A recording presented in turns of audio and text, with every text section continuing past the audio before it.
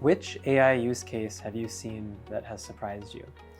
I think the most recently I came across a company which had raised around $20 million, already had 5 million ARR, annual recurring revenue, and it was 2 founders and 40 AI agents.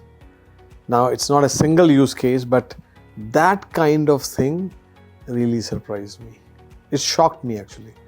I mean, it shocked me because I had not thought we have arrived at that era yet, but seems like we have. And another use case I recently came across, there's a company in Canada, I was told, which is you give a job description of a person you want to hire, and it will make an agent to do the job that you are wanting to get done via a human and give you that agent. Now, of course, I don't know how good of an agent would that be.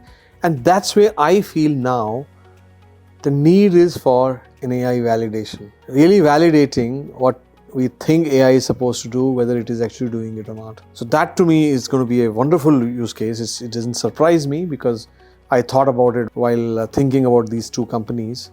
But I think that could surprise many people that now we have to humans have a new job of validating the work of AI agents.